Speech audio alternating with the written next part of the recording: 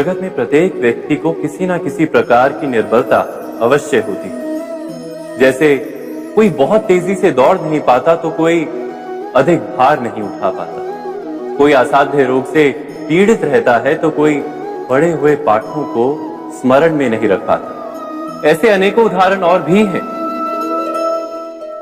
क्या आप किसी ऐसे व्यक्ति को जानते हैं जिसे सब कुछ प्राप्त हो और हम जीवन की उस एक निर्बलता को जीवन का केंद्र मानकर जीते हैं? इस कारणवश हृदय में दुख और असंतोष रहता है सदा। निर्बलता मनुष्य को जन्म से अथवा संजोग से प्राप्त होती है, किंतु उस निर्बलता को मनुष्य का मन अपनी मर्यादा बना लेता है। किंतु कुछ व्यक्ति ऐसे भी होते हैं जो अपने पुरुषार्थ और श्रम से उस निर्बलता को पराजित कर देते हैं। क्या भेद है उनमें और अन्य लोगों में? क्या आपने कभी विचार किया है?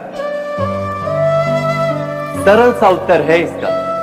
जो व्यक्ति निर्बलता से पराजित नहीं होता, जो पुरुषार्थ करने का साहस रखता है हृदय में, वो निर्बलता को पार कर जाता है। अर्थात निर्बलता अवश्य ईश्वर देता है, किंतु मर्यादा मनुष्य का मन ही निर्मित करता है। स्वयं विचार कीजिए।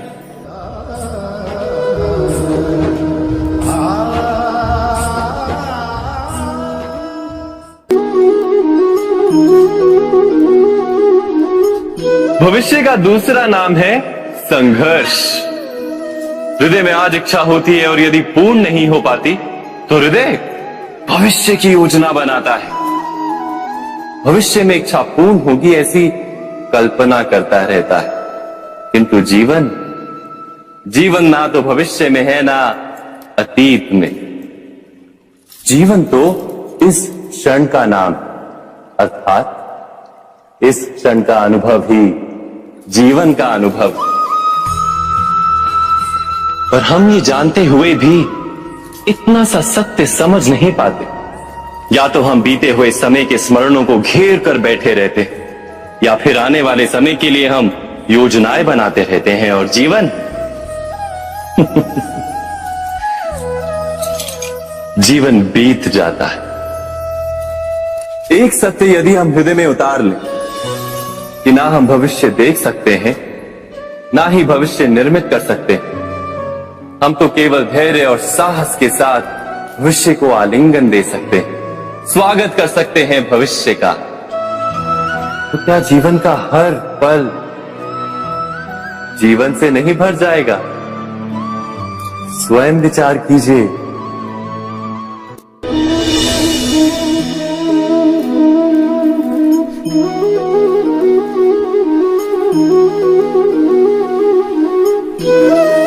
ज्ञान प्राप्ति सदा ही समर्पण से होती है, यह हम सब जानते हैं। किंतु समर्पण का वास्तविक महत्व क्या है? क्या हमने कभी विचार किया? मनुष्य का मन सदा ही ज्ञान प्राप्ति में विभिन्न बाधाओं को उत्पन्न करता है। कभी किसी अन्य विद्यार्थी से ईर्ष्या हो जाती है, कभी पढ़ाए हुए पाठों पर संदेह जमता है और कभी गुरु द्वारा दिया गया दंड मन को अहंकार से भर देता है। नहीं, क्या ऐसा नहीं होता? न जाने कैसे कैसे विचार मन को भटकाते हैं और मन की इसी अयोग्य स्थिति के कारण हम ज्ञान प्राप्त नहीं कर पाते। मन की योग्य स्थिति केवल समर्पण से निर्मित होती है। समर्पण मनुष्य के अहंकार का नाश करता है, ईर्ष्या, महत्वाकांक्षा आदि भावनाओं को दूर कर हृदय को शांत करता है और मन को एकाग्र करता है। वास्तव में ईश्वर की सृष्टि में ना ज्ञान की मर्यादा है ना ज्ञानियों की। गुरु दत्तात्रेय ने तो गाय और श्वान से भी ज्ञान प्राप्त कर लिया था। अर्थात विषय ब्रह्म ज्ञान का हो या जीवन के ज्ञान का या गुरुकुल में प्राप्त होने वाले ज्ञान का, उसकी प्राप्ति के लिए गुरु से अधिक महत्व है उस गुरु के प्रति हमारा समर्पण। क्या ये सत्य नहीं?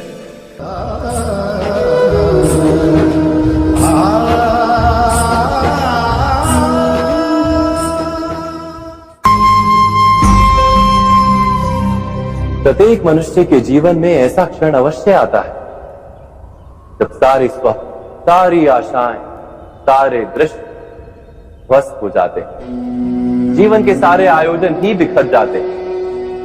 एक और धर्म होता है और दूसरी ओर सुख। इसी को धर्म संकट कहते हैं। जब धर्म का वहन ही संकट हो और धर्म का त्याग ही सुख हो। विचार कीजिए, कभी किसी स्वजन के विरुद्ध सत्य बोलने का अवसर प्राप्त हो जाता है, कभी ठीक दरिद्रता के समय सरलता से चोरी करने का मार्ग प्राप्त हो जाता है, कभी किसी शक्तिशाली राजनेता या राजा के कर्मचारी का अधर्म प्रकट हो जाता है। सबके जीवन में ऐसी घटना बनती ही रहती है। अधिकतर लोग ऐसे किसी क्षण को धर्म संकट के रूप में जान ही नहीं पाते। हमें किसी प्रकार के संघर्ष का अनुभव ही नहीं होता। सहजता से सुख की ओर खींचे चले जाते हैं, जैसे मक्खी गुड़ की ओर खींची चली जाती है। वास्तव में धर्म संकट का क्षण ईश्वर के निकट जाने का क्षण होता है। यदि हम संघर्षों से भयभीत ना, सुख की ओर आकर्षित ना, अपने धर्म पर दृढ़ रहे, तो ईश्वर का साक्षात्कार दूर नहीं।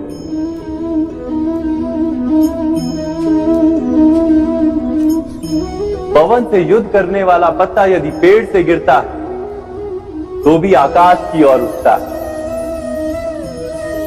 पवन से झुकने वाली घास वही भूमि पर रह जाती है। अर्थात धर्म संकट से यदि हम संकट को ही टाल दें तो सुख तो मिलता है, जीवन बढ़ता है, किंतु क्या चरित्र नहीं टूटता? क्या आत्मा दरिद्र नहीं हो जाती?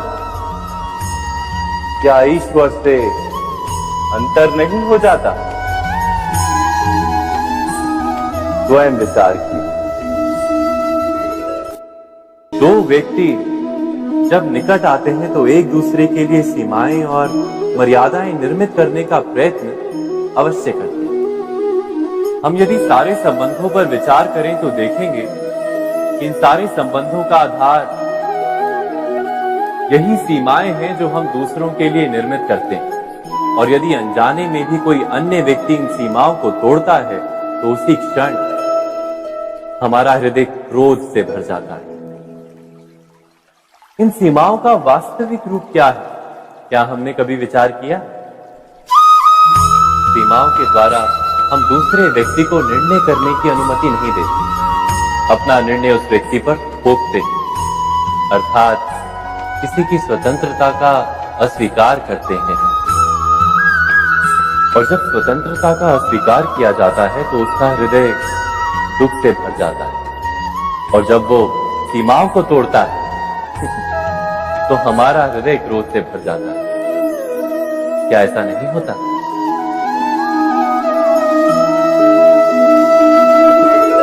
पर यदि एक दूसरे की स्वतंत्रता का सम्मान किया जाए तो किसी मर्यादाओं या सीमाओं की आवश्यकता ही नहीं होती।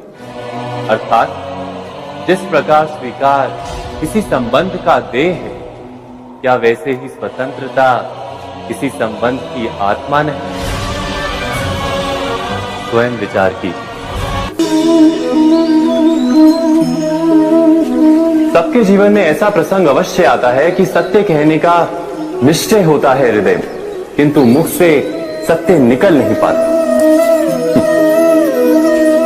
कोई भय मन को घेर लेता है। किसी घटना अथवा प्रसंग के बारे में बात करना या फिर स्वयं से कोई भूल हो जाए उसके बारे में कुछ बोलना, क्या ये सत्य है? नहीं, ये तो केवल तथ्य है। अर्थात जैसा हुआ था वैसा केवल बोल देना सामान्य सी बात है। किंतु कभी कभी उस तथ्य को बोलते हुए भी भय लगता है। कदाचित किसी दूसरे की भावनाओं का विचार आता है मन, दूसरे को दुख होगा ये भय भी शब्दों को रोकता है। तो ये सत्य क्या है? क्या हमने कभी विचार किया है? जब भय रहते हुए भी कोई तथ्य बोलता है तो वो सत्य कहलाता है। वास्तव में सत्य कुछ और नहीं, केवल निर्भयता का दूसरा नाम। और निर्भय होने का कोई समय नहीं होता, क्योंकि निर्भयता आत्मा का स्वभाव है। अर्थात क्या प्रत्येक क्षण सत्य बोलने का क्षण नहीं होता?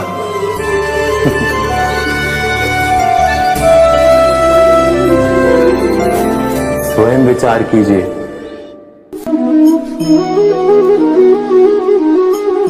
श्रेष्ठता का क्या अर्थ है? श्रेष्ठता का अर्थ है दूसरों से अधिक ज्ञान प्राप्त करना। अर्थात मूल्य इस बात का नहीं कि स्वयं कितना ज्ञान प्राप्त किया, मूल्य इस बात का है कि प्राप्त किया हुआ ज्ञान अन्य लोगों से कितना अधिक है। अर्थात श्रेष्ठता की इच्छा ज्ञान प्राप्ति को भी एक स्पर्धा बना देती है। और स्पर्धा में विजय अंतिम कब होती है?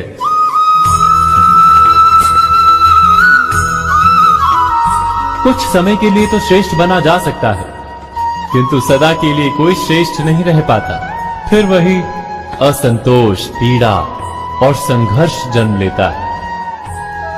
किंतु श्रेष्ठ बनने के बदले यदि उत्तम बनने का प्रयत्न करें तो क्या होगा? उत्तम का अर्थ है कि जितना प्राप्त करने योग्य है वो सब प्राप्त करना, किसी से अधिक पाने की इच्छा से नहीं, मात्र आत्मा की तृप्ति हेतु कुछ प्राप्त करना। उत्तम के मार्ग पर किसी अन्य से स्पर्धा नहीं होती, स्वयं अपने आप से स्पर्धा होती है। अर्थात उत्तम बनने का प्रयत्न करने वाले को देर अबेर सारा ज्ञान प्राप्त हो जाता है, बिना प्रयत्न के ही वो श्रेष्ठ बन जाता है। किंतु जो श्रेष्ठ बनने का प्रयत्न करता है वो श्रेष्ठ बने या ना बने, उत्तम कभी नहीं बन पाता।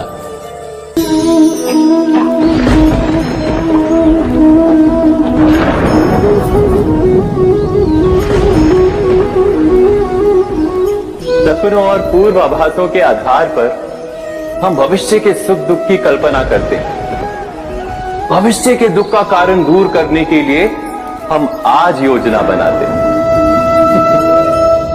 किंतु कल के संकट को आज निर्मूल करने से हमें लाभ मिलता है या हानि पहुंचती है?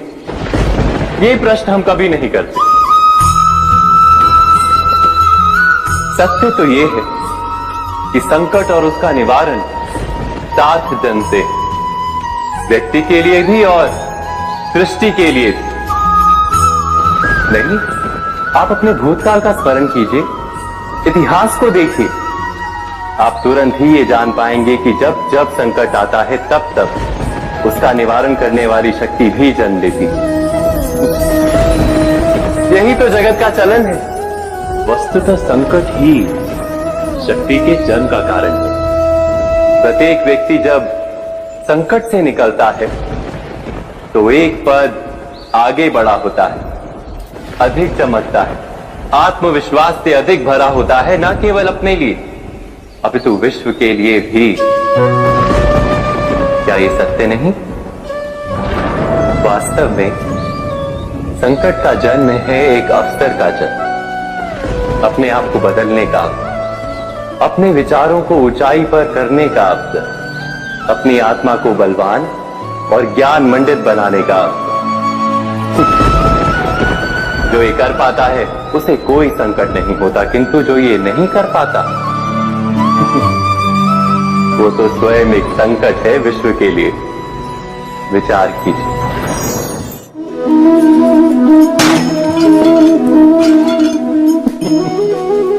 स्वयं विचार कीजिए।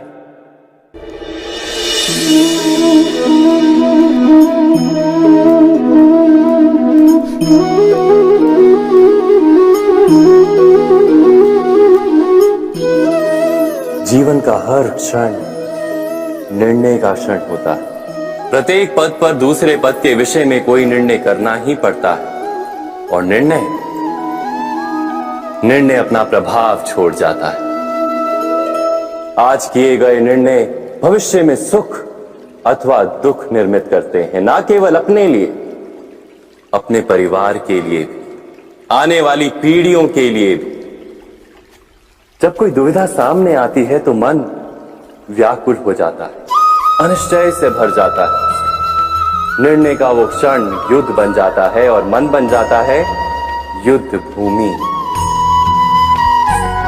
अधिकतर निर्णय हम दुविधा का उपाय करने के लिए नहीं, केवल मन को शांत करने के लिए लेते हैं। पर क्या कोई दौड़ते हुए भोजन कर सकता है? नहीं। तो क्या युद्ध से जूझता हुआ मन कोई योग्य निर्णय ले पाएगा? वास्तव में शांत मन से जब कोई निर्णय करता है तो अपने लिए सुखद भविष्य बनाता है, किंतु अपने मन को शांत करने के लिए जब कोई निर्णय करता है तो वो व्यक्ति भविष्य में अपने लिए कांटों भरा वृक्ष लगाता है। स्वयं विचार कीजिएगा।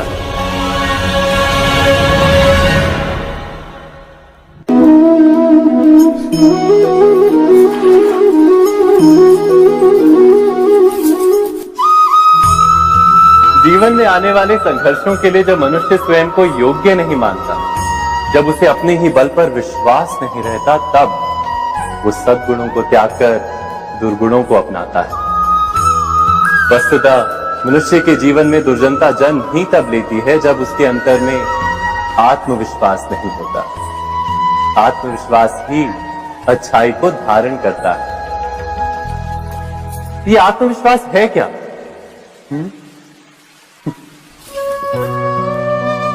जब मनुष्य ये मानता है कि जीवन का संघर्ष उसे दुर्बल बनाता है, तो उसे अपने ऊपर विश्वास नहीं रहता। वो संघर्ष के पार जाने के बदले संघर्ष से छूटने के उपाय ढूंढने लगता है। किंतु जब वो ये समझता है कि ये संघर्ष उसे अधिक शक्तिशाली बनाते, ठीक जैसे व्यायाम करने से देह की शक्ति बढ़ती, तो प्रत्येक संघर्ष के साथ उसका उत्साह बढ़ता है। अर्थात आत्मविश्वास और कुछ भी नहीं, मन की स्थिति, जीवन को देखने का दृष्टिकोण मात्र है। और जीवन का दृष्टिकोण तो मनुष्य के अपने वश में होता है। स्वयं विचार कीजिए।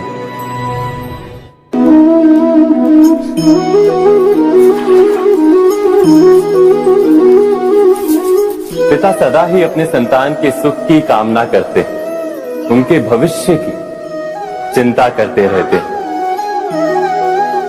इसी कारणवश सदा ही अपने संतानों के भविष्य का मार्ग स्वयं निश्चित करने का प्रयत्न करते रहते।